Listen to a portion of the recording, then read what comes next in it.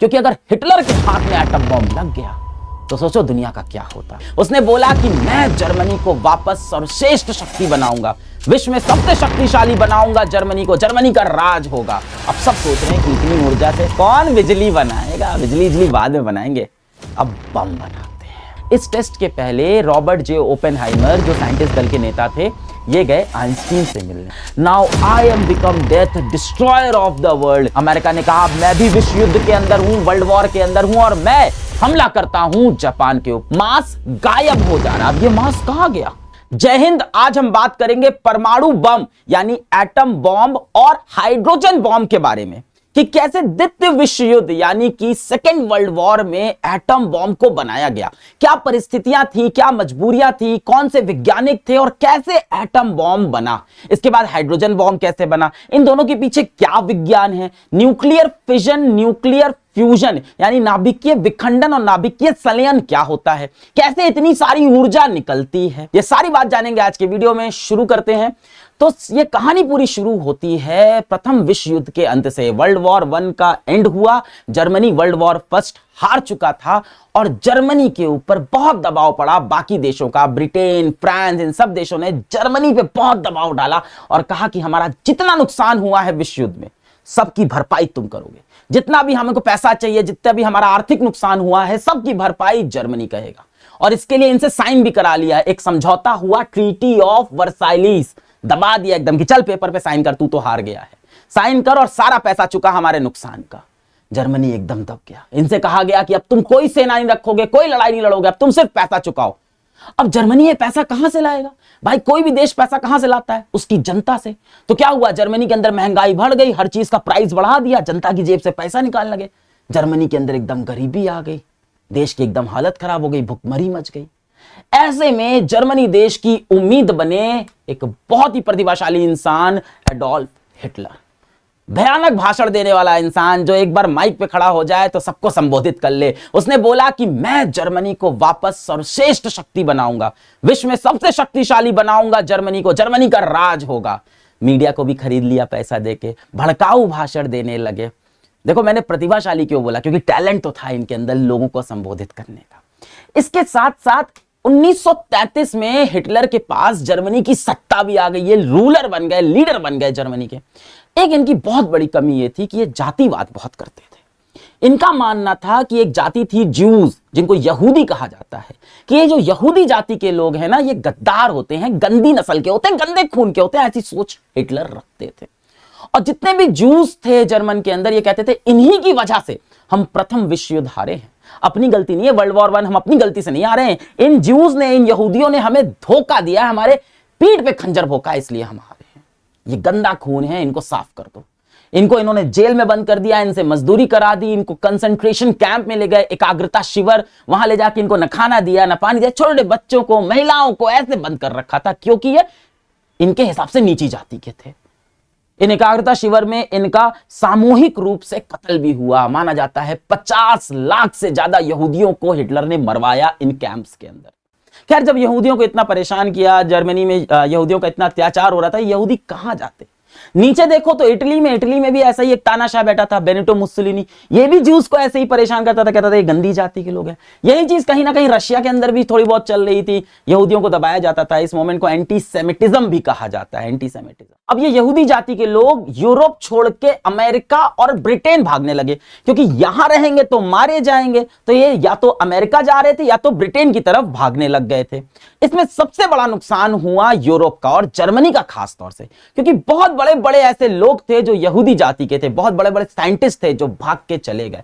विश्व के एक बहुत ही बड़े साइंटिस्ट एल्बर्ट आइंस्टीन भी ज्यू थे, एक यहूदी थे, जर्मनी के पास होते ये भाग के अमेरिका चले गए। नील बोहर क्वांटम फिजिक्स का एक बहुत बड़ा साइंटिस्ट, बहुत बड़ा वैज्ञानिक, जर्मनी से भाग के डेनमार्क गया, डेनमार्क से फिर ब्रिटेन, फिर यूनाइटेड स्टेट। एर्निको फर्मी ने ढूंढा था न्यूक्लियर चेन रिएक्शन, नाभिकीय चेन रिएक्शन ढूंढा था।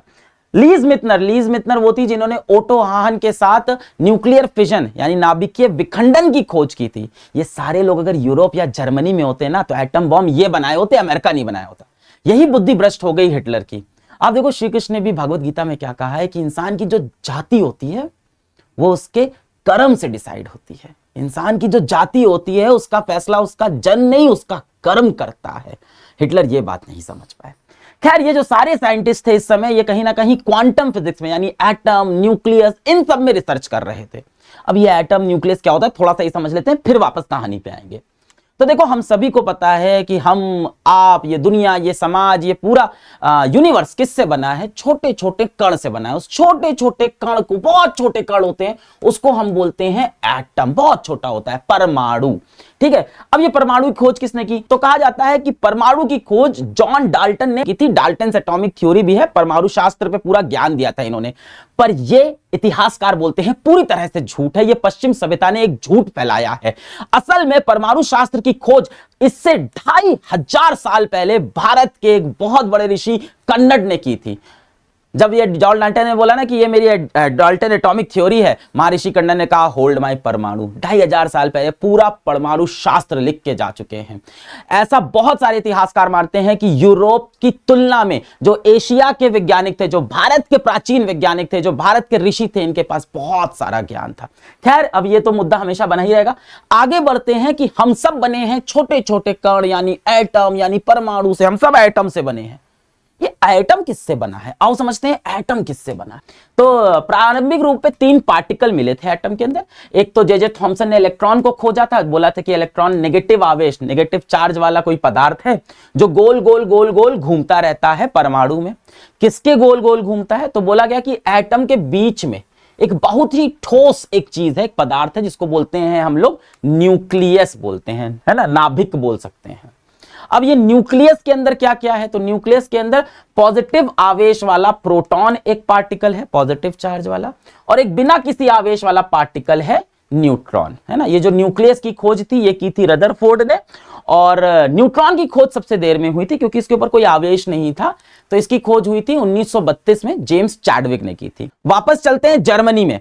तो जर्मनी में 1938 में 2 वैज्ञानिक थे, ओटो हान और लीज मितनर। इन्होंने एटम के अंदर जो न्यूक्लियस था, परमाणु के अंदर जो नाभिक था, इसको तोड़ दिया और तोड़ के 2 नाभिक बना दिए। इसको बोलते हैं न्यूक्लियर फिजन या नाभिकीय विखंडन। अब ऐसा होता है सिर्फ और सिर्फ बहुत भारी न्यूक्लियस के लिए। जैसे आप मान लो यूरेनियम का न्यूक्लियस है, बहुत भारी होता है। इसको अगर तोड़ के हम 2 छोटे छोटे न्यूक्लियस बनाएं तो ढेर सारी ऊर्जा निकलती है। पर यह इतना आसान भी नहीं है। ऐसा करने के लिए क्या करना होता है कि एक बड़े भारी न्यूक्लियस के अंदर एक न्यूट्रॉन मारा जाता है।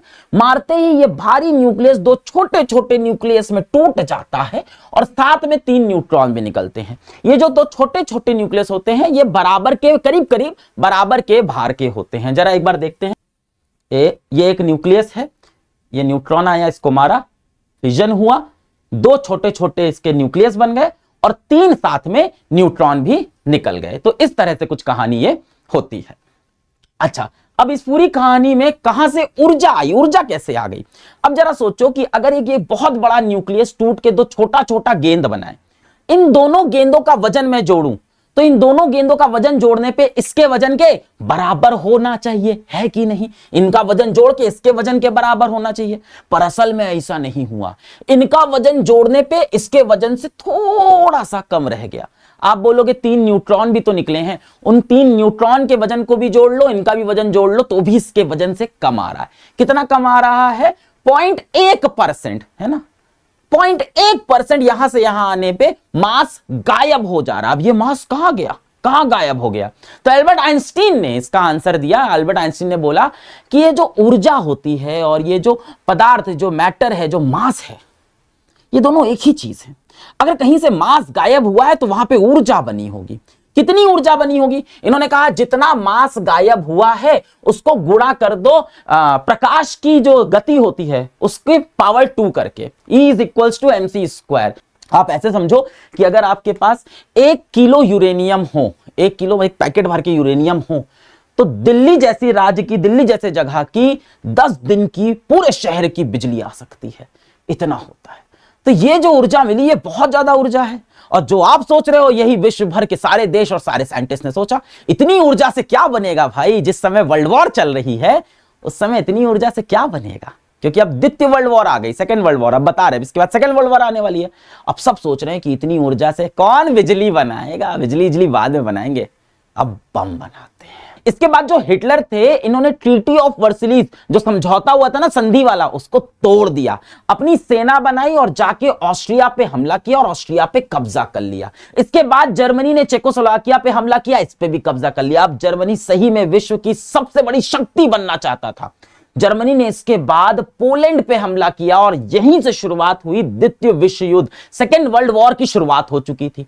इधर से जर्मनी ने पोलैंड पे हमला किया, इस तरफ से यूएसएसआर ने हमला कर दिया। तो जर्मनी और यूएसएसआर ने आपस में समझौता कर लिया, दोस्ती की, और बोला पोलैंड को आधा आधा बांट लेते हैं, आधा तुम रख लेना, आधा हम। इसके बाद जर्मनी ने डेनमार्क पे हमला किया, नॉर्वे पे हमला किया, फ्रांस पे हमला करने लग गए।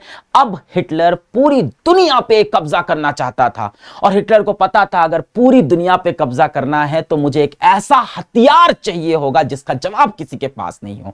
हिटलर को पता था कि इनकी बर्लिन की लैब में न्यूक्लियर फिजन यानी नाभिकीय विखंडन की खोज हो चुकी है जिसमें बहुत ऊर्जा बन सकती है। अब हिटलर ने क्या किया कि एक यूरेनियम क्लब बना दिया, कहा कि एटम बॉम्ब बनाते हैं और जिम्मेदारी सौंप दी एक बहुत बड़े साइंटिस्ट को, वर्नर हीजेनबर्ग, क्वांटम फिजिक्स के बहुत जाने माने साइंटिस्ट थे। हीजेनबर्ग को ही क्यों चुना? क्योंकि हीजेनबर्ग भी यहूदियों से बहुत नफरत करते थे, जूस से बहुत नफरत करते थे। अब हिटलर चाह रहा है कि हम एटम बॉम्ब बनाते हैं, अमेरिका को चुनौती देते हैं। अब कहानी याद करो कि न्यूक्लियर फिजन नाभिकीय विखंडन की खोज की थी ओटो हैन और उनकी साथी लीज मितनर ने। ये जो लीज मितनर है ना, ये लीज मितनर भी खुद एक ज्यू यानी यहूदी हैं। तो खोज करने के बाद इनको ये तो पता था कि हिटलर या तो मुझे मरवा देगा या मेरे साथ सही सलूक नहीं होगा। तो लीज मितनर भी एक बड़ी साइंटिस्ट जर्मनी से भाग गई डेनमार्क। बाद में इन्होंने अपने एक इंटरव्यू में बताया कि एक पर्स में, एक छोटे से पर्स में ये सारा डॉक्यूमेंट, सारा दस्तावेज नाभिकीय विखंडन का लेकर जर्मनी से डेनमार्क गई थी। और डेनमार्क जाकर मिली उस सदी के एक और बहुत बड़े साइंटिस्ट नील बोहर से। इन्होंने पूरा परमाणु का सबसे बड़ा मॉडल बनाया है, एटॉमिक मॉडल बनाया, बोहर एटॉमिक मॉडल, बहुत फेमस आदमी थे। और नील बोहर को इन्होंने बताया कि हिटलर एटम बम बना रहा है, ये बात अमेरिका को बता दो, क्योंकि अगर हिटलर के हाथ में एटम बम लग गया तो सोचो दुनिया का क्या होता। तो नील बोहर ने कहा अच्छा। तो नील बोहर डेनमार्क में थे, इनके कुछ मित्र थे जैसे लियो सिलर्ड हो गए, जैसे एडवर्ड टेलर हो गए। एडवर्ड टेलर को आज के समय में कहा जाता है हाइड्रोजन बॉम्ब का पिता। ये सब बहुत बड़े लोग हैं, पर आज, उस समय नहीं, तब ये यंग थे, तब ये नौजवान थे, तब चीजें बना रहे थे। तो इन्होंने, नील बोहर ने लियो सिलर्ड और एडवर्ड टेलर को ये बात बताई। अच्छा, ये दोनों भी यहूदी थे और ये दोनों भी यूरोप से भाग के ही अमेरिका में गए थे।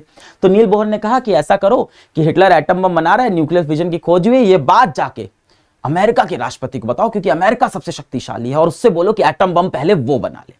इन्होंने कहा साहब अमेरिका का राष्ट्रपति बहुत बड़ा आदमी है, हमारे जैसे छोटे साइंटिस्ट की नहीं सुनेगा।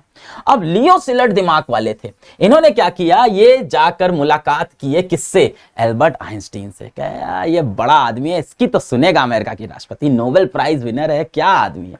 तो इन्होंने जाके एल्बर्ट आइंस्टीन को सारी कहानी समझाई कि ऐसा ऐसा है, न्यूक्लियर फिजन की खोज हो गई है और ऐसा है कि वहां पे अब जो हिटलर है वो एटम बम बना रहा है। अच्छा, आइंस्टीन खुद भी एक यहूदी थे, ज्यू थे, ये खुद ही जर्मनी से भाग के अमेरिका आए थे, तो ये जानते थे हिटलर कैसा भैया आदमी है। तो इन लोगों ने एक पत्र लिखा, एक लेटर लिखा रूजवेल्ट को, अमेरिका के राष्ट्रपति को एक पत्र लिखा और उनको चेतावनी दी कि भाई हिटलर एटम बम बना रहा है, पूरी दुनिया पे कब्जा कर लेगा, एक आप ही हो जो पूरी दुनिया को बचा सकते हो। अच्छा, अमेरिका द्वितीय विश्व युद्ध में नहीं आया, बिल्कुल भी नहीं आया, क्योंकि पहले विश्व युद्ध में इसने बहुत कुछ खोया था। इसने कहा मुझे नहीं लड़ना है, यूरोप अपनी चीजें अपने खुद से संभालो, मैं नहीं कूद रहा उसके अंदर। तो रूजवेल्ट ने कहा अच्छा एटम बम बना रहा है, अच्छा यार ऐसा है। इसने देखा अच्छा हाँ सही में यार हिटलर की तो जो सत्ता है बढ़ती जा रही है, देखो पूरे जर्मनी, पूरा मतलब पूरे यूरोप पे जर्मनी कब्जा करता जा रहा है। दूसरी तरफ एक और चिंता का विषय था रूजवेल्ट के लिए, भले ही ये विश्व युद्ध में कूद नहीं रहे थे पर ये दूर से देख तो रहे थे कि जिस तरह से हिटलर यूरोप को कब्जा करता जा रहा था एक तानाशाह की तरह, उसी तरह से एशिया में हिरोहितो, ये जापान के राजा थे, हिरोहितो, इनको भगवान बोलते थे जापानीज, ये भगवान जैसे थे, इनकी बात को कोई काट नहीं सकता, ये सब ऐसे ही तानाशाह लोग थे। हिरोहितो ये पूरे एशिया पे कब्जा करना चाह रहे थे, दक्षिणी एशिया पे कब्जा कर भी लिया था।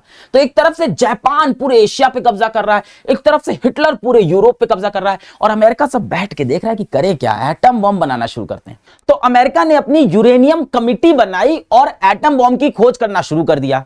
इस समय विश्व के सभी देश एटम बॉम्ब की खोज करना चाहते थे, क्योंकि न्यूक्लियर फिजन, नाभिकीय विखंडन की खोज हो चुकी थी। जैसे कि ब्रिटेन और कनाडा ने एक टीम बनाई, ट्यूब एलॉय प्रोजेक्ट, और इनके सारे वैज्ञानिक लग गए एटम बॉम्ब की खोज करने।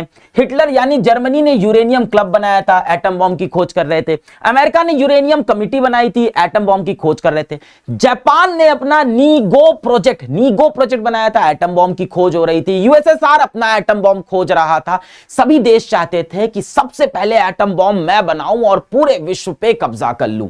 खैर, इसके बाद कुछ अजीब हुआ। जापान, जो कि दक्षिणी एशिया पे कब्जा करता जा रहा था, इस पे अमेरिका की नजर पड़ी और अमेरिका ने कहा, यार मुझे इससे युद्ध तो करना नहीं है, पर इसे रोकना पड़ेगा। इतनी शक्ति आ जाएगी तो ये मेरे खिलाफ खड़ा हो सकता है। तो अमेरिका ने जापान को बोला कि हम तुम्हें अब कोई भी टेक्नोलॉजी नहीं देंगे। जापान ने कहा, टेक्नोलॉजी तो मैं खुद बना लूंगा, क्या दिक्कत है। अमेरिका ने कहा, अच्छा। अमेरिका ने कहा, जापान हम तुमको तेल नहीं देंगे, ऑयल नहीं देंगे। तेल अमेरिका के पास था। अब जापान को दिक्कत हुई, तेल नहीं मिलेगा तो युद्ध कैसे लड़ेंगे, जीवन कैसे चलेगा। तो जापान ने कहा, कोई बात नहीं, हमारे आसपास ऐसे कुछ राज्य हैं जहां पे तेल होता है, हम वहां से तेल ले लेंगे। पर इन राज्यों के ऊपर भी अमेरिका का ही कब्जा था। तो अब जापान ने कुछ पागलपने वाला काम किया, एक ऐसा काम किया जो इसके औकात के बाहर था। इसने सोचा, मैं अमेरिका को डरा देता हूं, धमका देता हूं, अमेरिका को अपनी ताकत दिखाता हूं। अमेरिका के सैन्य अड्डे पर्ल हार्बर के ऊपर जापान ने जाके हमला कर दिया। अमेरिका का सैन्य अड्डा था पर्ल हार्बर, इस पे जाकर जापान ने अचानक से हमला किया और सोचा कि अमेरिका को झटका देते हैं, पूरा इनका सैन्य अड्डा उड़ा देते हैं, ये हमसे डर जाएंगे, इसके बाद हम अपने आसपास वाले राज्यों पे कब्जा करेंगे और यहां से तेल निकालेंगे। ऐसा थोड़ी होना था। जैसे ही पर्ल हार्बर पे अटैक हुआ, पर्ल हार्बर अमेरिका के लिए गर्व की जगह थी, प्राइड था उनका। अमेरिका ने कहा, मैं भी विश्व युद्ध के अंदर हूं, वर्ल्ड वॉर के अंदर हूं और मैं हमला करता हूं जापान के ऊपर। इसके बाद अमेरिका बहुत सीरियस हो गया एटम बॉम्ब बनाने के लिए। इन्होंने एक मैनहट्टन प्रोजेक्ट बनाया। ए बॉम्ब मतलब एटम बॉम्ब, एच बॉम्ब होता तो hydrogen bomb. Manhattan project, Manhattan एक शहर है अमेरिका के अंदर। इन्होंने क्या किया, विश्व भर के सबसे बेहतरीन 15 साइंटिस्ट जो अमेरिका में मौजूद थे, कुछ इनके खुद के थे, कुछ यूरोप से भाग भाग के जो यहूदी वैज्ञानिक आ गए थे, उन सब की एक टीम बनाई और उस टीम का नेता बनाया रॉबर्ट जे ओपेनहाइमर को। अभी इन पे मूवी भी आ रखी है। ओपेनहाइमर को ही क्यों नेता बनाया? सबसे पहली बात, ये अमेरिकी थे। ऐसे हालातों में इस टीम का नेता एक अमेरिकी को होना चाहिए, क्योंकि ये जो यहूदी साइंटिस्ट थे ये सब यूरोप से आए थे। इसमें से कोई भी गद्दार भी हो सकता था, इसमें से कोई जासूस भी हो सकता था हिटलर का, इसमें से कोई बाद में जाके यूएसएसआर से भी मिल सकता था। तो इन लोग पे इतना भरोसा नहीं कर सकते, इसलिए इसका लीडर बनाया ओपेनहाइमर को। पहली बात, ये अमेरिकी थे। दूसरी बात, ये न्यूक्लियर साइंटिस्ट भी थे, नाभिकीय शास्त्र के एक बहुत बेहतरीन वैज्ञानिक भी थे। इन सबको इन्होंने लॉस एल्मोस के जंगल में एक शहर बसा के दे दिया, जहां पे बहुत सारे वैज्ञानिक, बहुत सारी टेक्नोलॉजी, बहुत सारी सेना के लोग थे, और यहां पे कहा कि अब बनाओ तुम एटम बॉम्ब। यहां बैठ के सारे सबसे बेस्ट वैज्ञानिकों को एक साथ एक जगह पे रख दिया। इन्हीं में से एक वैज्ञानिक थे अर्निको फर्मी, जिन्होंने उसी बीच न्यूक्लियर चेन रिएक्शन, नाभिकीय चेन रिएक्शन की खोज की, जो कि बहुत जरूरी था एटम बॉम्ब बनाने के लिए। जरा सोचो, एक यूरेनियम का न्यूक्लियस है, उसको तोड़ के अगर आप 2 न्यूक्लियस बनाते हो तो उससे कितना ऊर्जा निकलता है? 200 मेगा इलेक्ट्रॉन वोल्ट। इससे थोड़ी बम बनेगा। बम बनाने के लिए बहुत सारे यूरेनियम के न्यूक्लियस को तोड़ना होगा। अच्छा, याद करो कैसे यूरेनियम का न्यूक्लियस टूटता था। एक न्यूट्रॉन जाता था और यूरेनियम के न्यूक्लियस को जाके धड़ धड़ धड़ मारता था, और ये न्यूक्लियस के 2 टुकड़े होते थे, पर साथ में कुछ और भी निकलता था। क्या? 2 से 3 न्यूट्रॉन और निकलते थे। तो 3 न्यूट्रॉन और निकले। अब ये 3 न्यूट्रॉन चले गए एक एक और यूरेनियम के न्यूक्लियस को तोड़ने। इसने एक यूरेनियम को तोड़ा, इसने दूसरे को तोड़ा, इसने तीसरे को तोड़ा। ये 2 भाग में टूटे और क्या निकला? 3 नए न्यूट्रॉन निकला। अब आप सोच रहे हो कि इतना सारा यूरेनियम न्यूक्लियस कहां से आया? अरे भाई, अगर मेरे पास चुटकी भर यूरेनियम भी है तो चुटकी भर यूरेनियम में करोड़ों यूरेनियम के न्यूक्लियस होंगे, करोड़ों परमाणु होंगे। चुटकी भर पाउडर ऑफ यूरेनियम में मेरे पास एक चुटकी यूरेनियम भी है, उसमें करोड़ों न्यूक्लियस है।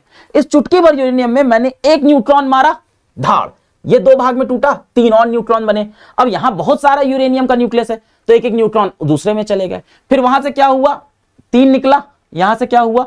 इसमें से 3 न्यूट्रॉन, इसमें से 3 न्यूट्रॉन, इसमें से 3 न्यूट्रॉन। अब कितना न्यूट्रॉन बन गया? 9 न्यूट्रॉन जाएंगे, 9 न्यूक्लियस के पास, फिर उसमें से 27 न्यूट्रॉन निकलेंगे, फिर 27 न्यूक्लियस के पास फिर 81 न्यूट्रॉन, 81, और इसको बोलते हैं चेन रिएक्शन। और इससे उत्पन्न होगी बहुत सारी ऊर्जा, 4000 डिग्री सेल्सियस का टेम्परेचर, जला देंगे सब कुछ। देखो कुछ ऐसा दिखेगा, ये ध्यान से देखो, एक ऐसा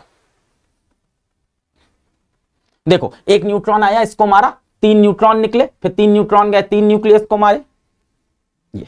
और ये लाल लाल गेंदा, लाल और हरा गेंदा क्या है, छोटा छोटा जो न्यूक्लियस बनता जा रहा है। और ये जो पीला वाला है, ये क्या है, ये न्यूट्रॉन है। इस तरह से कुछ बहुत सारी ऊर्जा पैदा होगी। बस न्यूक्लियर चेन रिएक्शन मिल गया और एटम बॉम्ब बन गया। पहले एटम बॉम्ब का नाम दिया गया गैजेट, ये कोड नेम दिया गया था। एटम बॉम्ब बनके तैयार हो गया। अब सोचा इसको कहां गिराए, जर्मनी के ऊपर, पर जर्मनी सरेंडर कर चुका है, विश्व युद्ध से निकल चुका है इस समय तक।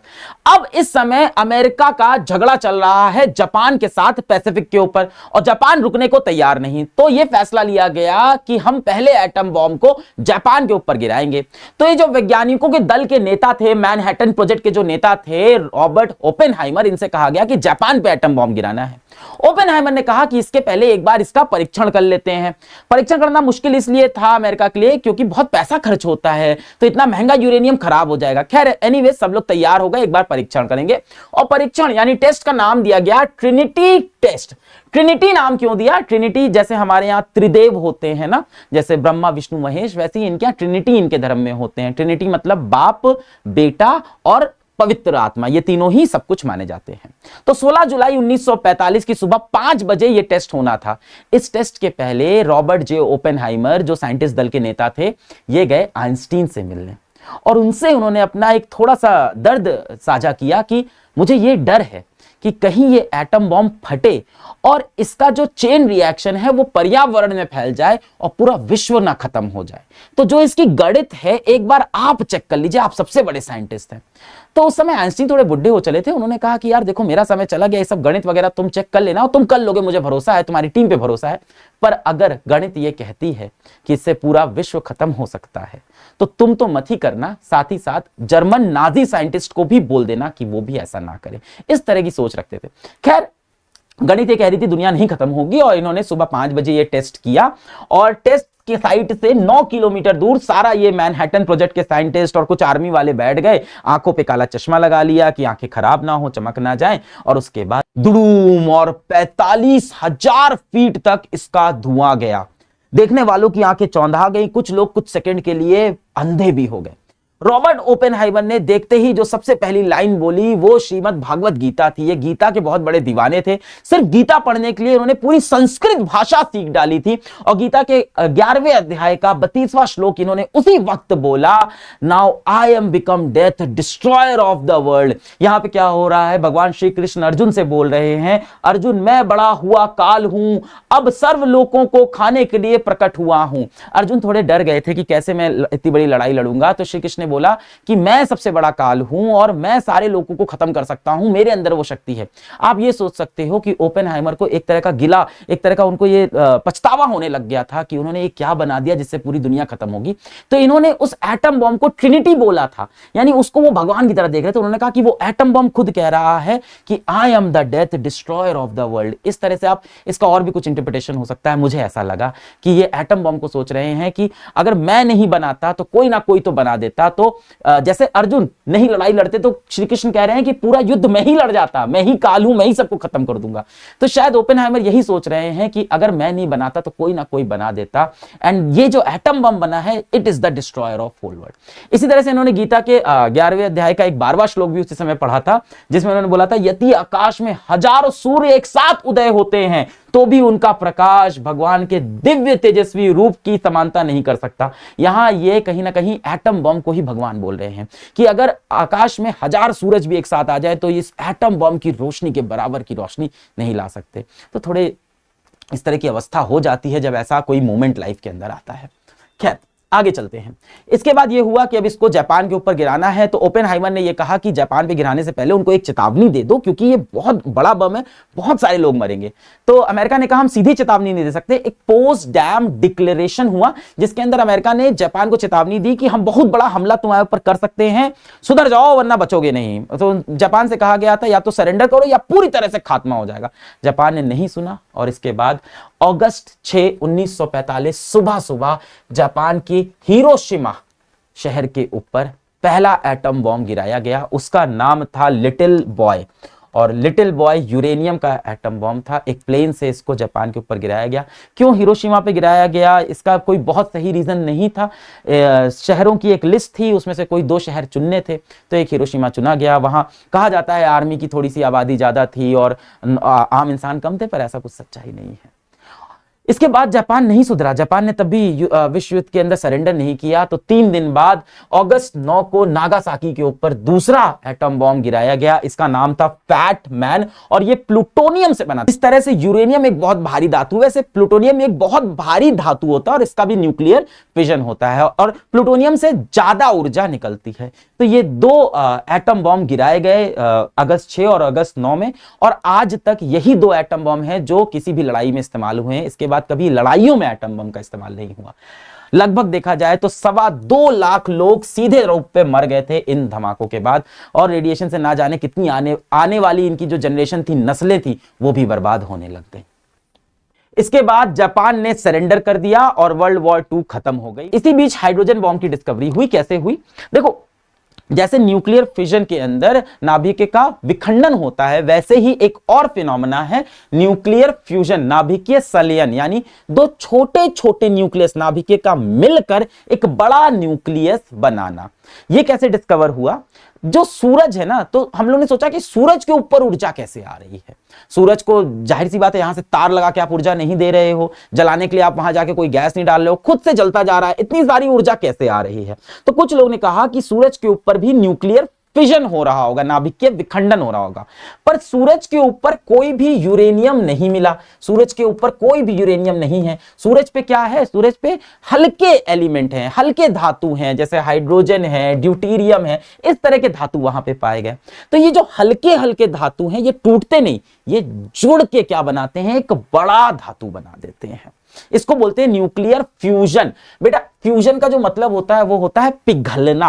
अब कोई चीज कब पिघलेगी, न्यूक्लियस कब पिघलेगा? जब उसको आप बहुत हीट करोगे, बहुत ही ज्यादा तापमान में रखोगे। ऐसा तापमान कहां है? सूरज के ऊपर। सूरज के ऊपर इतनी गर्मी होती है जहां पे ये छोटे छोटे जो हल्के हल्के हाइड्रोजन, ड्यूटेरियम, छोटे छोटे जो न्यूक्लियस होते हैं, ये गल के आपस में मिलके एक बड़ा न्यूक्लियस बनाते हैं। अच्छा, इसके अंदर भी, फ्यूजन के अंदर भी बहुत सारी ऊर्जा निकलती है, बल्कि सही मायने में बताएं तो फ्यूजन से जो ऊर्जा निकलती है वो फिजन से ज्यादा होती है। हाँ, न्यूक्लियर फ्यूजन में जो ऊर्जा निकलती है वो फिजन से 3 से 4 गुना ज्यादा ऊर्जा निकलती है। एक छोटा न्यूक्लियस, दूसरा छोटा न्यूक्लियस गर्म हुए, आपस में मिले, फ्यूजन हुआ, एक बड़ा न्यूक्लियस और खूब सारी ऊर्जा निकली। पर ऐसा होने के लिए बहुत ज्यादा तापमान चाहिए, जैसा सूरज पे होता है, तारों पे जो तापमान होता है, तारों की जो ऊर्जा होती है वो न्यूक्लियर फ्यूजन यानी नाभिकीय संलयन से ही निकलती है। अब ये तापमान हम पृथ्वी पे कैसे लाएं? क्योंकि हमें हाइड्रोजन बॉम्ब बनाना है ना। ये छोटे हाइड्रोजन जैसे हल्के एलिमेंट होते हैं, वही फ्यूजन करते हैं, हल्के हल्के एलिमेंट।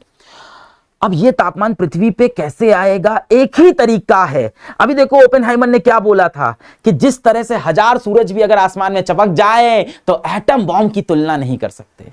यानी एटम बॉम्ब ही एक तरीका है जिससे हम इतना तापमान ला सके। हाइड्रोजन बॉम्ब को चलाने के लिए एटम बॉम्ब को चलाना पड़ेगा। जैसे कि एक बड़े गड्ढे को छुड़ाने के लिए उसमें तार में ऐसे आग लगाते हो ना, वैसे ही हाइड्रोजन बॉम्ब को उड़ाने के लिए पहले एटम बॉम्ब उड़ाना होगा। तो देखो, हाइड्रोजन बॉम्ब कैसे बनता है? ऊपर आप क्या लगा देते हो? यूरेनियम लगा देते हो। पहले आप यूरेनियम में क्या कराते हो? फिजन कराते हो यानी एटम बम फोड़ते हो, इससे क्या होता है, बहुत ऊर्जा निकलती है, तापमान बहुत बढ़ जाता है। जब ये तापमान बढ़ता है तो क्या होता है, छोटे छोटे हल्के हल्के जो न्यूक्लियस होते हैं ये पिघलते हैं और न्यूक्लियर फ्यूजन होता है और बहुत सारी ऊर्जा निकलती है। इसको हम लोग हाइड्रोजन बॉम्ब भी बोलते हैं और इसको थर्मोन्यूक्लियर बॉम्ब भी बोला जाता है। सबसे पहला हाइड्रोजन बॉम्ब जो बना था ईवी माइक नाम का था, अमेरिका ने ही बनाया था सन 1952 में, और इसके बाद सभी देश हाइड्रोजन बॉम्ब भी बनाना शुरू कर दिए। ये इस समय विश्व के वो देश हैं जिनके पास परमाणु शक्ति है, वही Russia, America, China, France, Britain, Pakistan, India, Israel और नॉर्थ कोरिया, इन्हीं के पास परमाणु शक्ति है। और आज हमें एहसानमंद होना चाहिए अपने देश के नेताओं का और उनसे ज्यादा उन वैज्ञानिकों का, उन आर्मी वालों का जिनकी वजह से हम ये परीक्षण कर पाए। आज हम इतने मजबूत हैं कि चाइना जैसे देश, अमेरिका जैसे देश, रशिया जैसे देश, रशिया से खैर हमारी दोस्ती है, आज हमें ये दबा नहीं सकते क्योंकि हमारे पास भी बहुत सारा न्यूक्लियर वेपन है। क्या इंसानियत के लिए न्यूक्लियर वेपन अच्छा था? पता नहीं, पर जब से ये न्यूक्लियर वेपन बने हैं, जब से परमाणु बम बना है, देखा जाए तो लड़ाइयां कम हो गई, युद्ध कम हो गए, सबको एक दूसरे से डर लगने लगा है। तो ये सवाल मैं आप पे छोड़ता हूं कि क्या ये सही हुआ या ये गलत हुआ, ये फैसला करना मेरे हाथ में नहीं है। मिलेंगे अगले वीडियो में। जय हिंद।